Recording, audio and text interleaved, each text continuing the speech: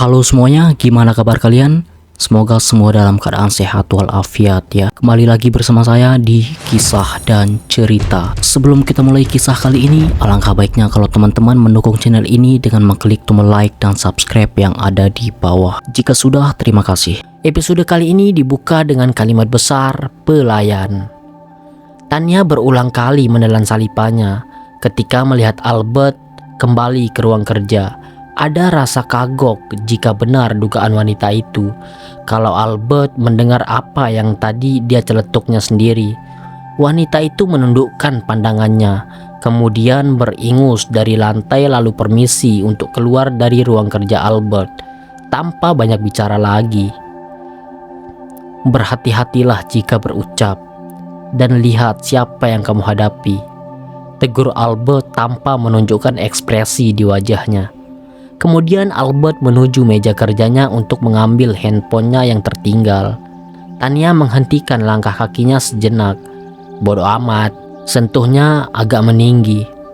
Albert sontak kaget dengan jawaban Tania, lalu menoleh ke belakang, namun sayangnya Tania sudah tidak ada di sana. Pagi hari di mansion Albert, Tania agak kebingungan dengan dirinya sendiri.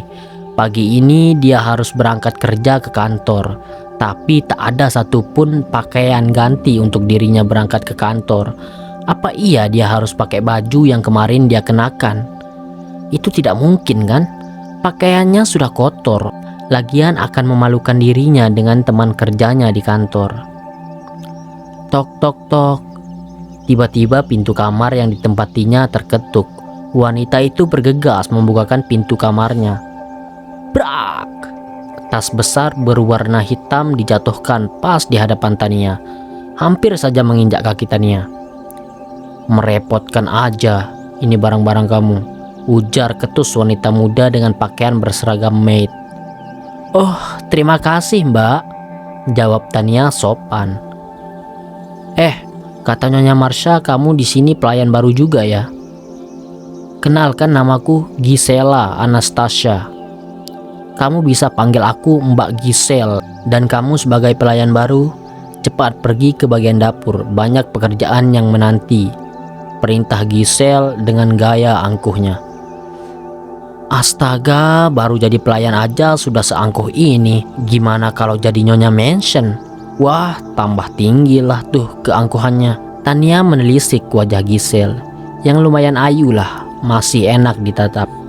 Walau dari raut wajahnya terkesan judes. Sudah cepatan, jangan bengong aja. Kamu gak usah pakai terpesona melihat wajahku yang cantik. Rapikan barangmu, terus langsung ke dapur, perintah Giselle lagaknya bak seorang bos. Makasih Mbak Giselle, saya akan segera ke dapur, jawab Tania, sembari melirik jam dinding yang ada di kamarnya. Giselle sedikit melirik sinis ke Tania, kemudian pergi meninggalkannya. Masih jam 5:30 masih bisa bantu-bantu di dapur, gumam Tania sambil mendorong tas yang dibawa Giselle dan membawa ke atas ranjang kecilnya. Kemudian keluar kamar menuju dapur yang ada di mansion. Sesampainya di dapur, tanpa banyak bicara wanita itu bergegas membantu para maid yang sibuk menyiapkan masakan untuk tuan dan nyonyanya, serta untuk dirinya sendiri. Dia mengambil beberapa bahan sayur dan dimasak untuk dimakan sendiri. Tania, jangan lupa isi perut kamu. Bukankah kamu mau berangkat kerja? Tanya Bu Mimi. Tania yang sedang menumis bumbu langsung menoleh di saat ada yang menyebutkan namanya. Oh iya Ibu Mimi, setelah ini saya akan sarapan, balas Tania. Beberapa maid yang berada di dapur menatap aneh ke Tania. Mungkin mereka agak aneh dengan cara Bu Mimi berucap. Mereka taunya jika Tania maid seperti mereka.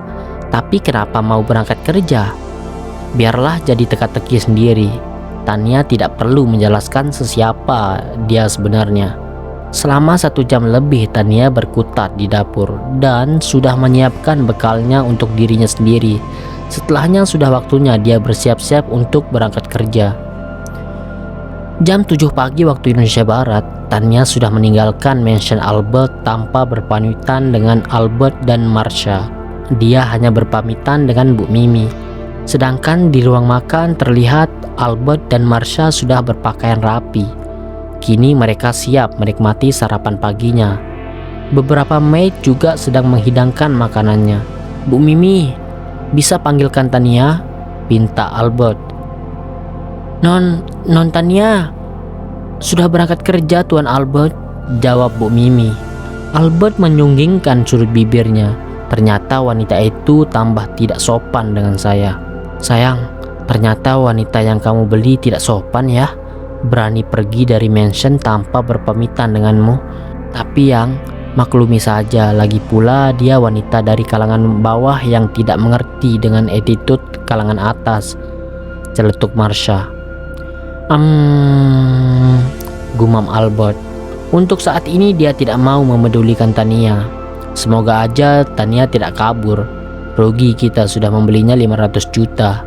Kembali berceletuk Marsha. "Bukan kita yang membeli, tapi aku yang membelinya," sahut Albert melarat ucapan Marsha. Wanita itu hanya bisa mendengus kasar. "Sudah ada orang yang mengawasi Tania, jadi jika kabur maka tidak ada kata ampun lagi," lanjut kata Albert. "Syukurlah kalau sudah ada yang mengawasinya." Albert dan Marsha kembali menikmati sarapan paginya, dan terlihat Albert sedang menikmati sarapannya yang jelas berbeda rasanya, begitu pas di lidahnya. "Bu Mimi, tolong bilang ke bagian dapur cita rasa makanannya dipertahankan seperti ini. Ini sangat luar biasa rasa masakannya," puji Albert. "Baik Tuan, nanti akan saya sampaikan kepada maid yang bertugas di dapur," jawab Mimi. "Benar sayang, makanannya sekarang lebih enak, berarti ada kemajuan," sambung Marsha. Mereka berdua tidak tahu jika makanan yang mereka menikmati ada campur tangan Tania. Di perusahaan Maxindo, Tania dari berangkat kerja merasa ada yang mengikutinya dan langsung kepikiran itu pasti salah satu bodyguard Albert dalam benaknya.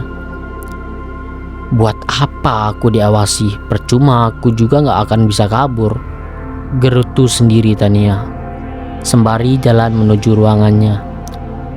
Cek, masih pagi sudah ngedumel aja nih," tegur Kia dari belakang. Tania langsung menoleh ke belakang. Dikirain siapa yang ngomong, ternyata si Wewe Gombel, balas celetuk Tania sambil terkekeh. "Asem loh, ngatain gue Wewe Gombel. Nah lo si kuntilanak," balas Kia langsung menepuk bahu Tania, ikutan terkekeh.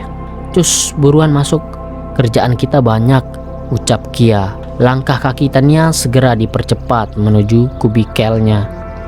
1 jam kemudian, untuk semua rekan-rekan 10 menit lagi kita semua akan meeting dengan Pak Albert di ruang meeting lantai 8.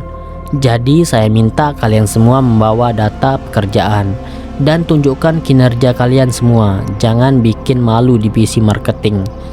Sang pria yang memiliki perut buncit memberikan pengumuman di depan pintu ruangannya. "Baik Pak Yana," jawab serempak para staf marketing kepada sang manajer marketing. Tania dan Kia sama-sama melenguh dari kubikelnya. "Tania, kok tumben kita ikutan rapat?" Tania mengedikkan bahunya. "Mana gue tahu, lu nanya gue, terus gue harus nanya ke siapa?" kilah Tania. "Ah dasar lu, gue nanya serius malah dijawab bercanda. Tapi gak apa-apa sih, kita ikutan rapat. Lihat cowok ganteng gitu loh, my idola CEO Pak Albert, sang pemilik perusahaan," kata Kia terlihat manja. Sedangkan Tania sudah bermuka masam. Wanita itu hanya bisa menggaruk-garuk kepalanya yang tidak gatal. Kalau boleh memilih, rasanya dia tidak ingin ikut rapat dadakan yang dihadiri oleh CEO Maxindo. Namun berbeda hal dengan rekan kerja yang lain.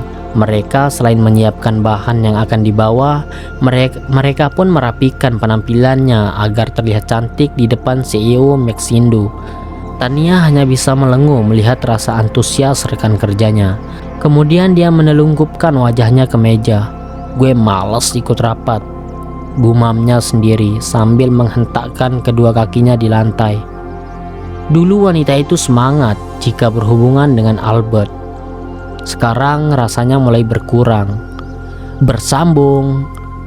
Pertama kali ikut rapat, rasanya gimana ya?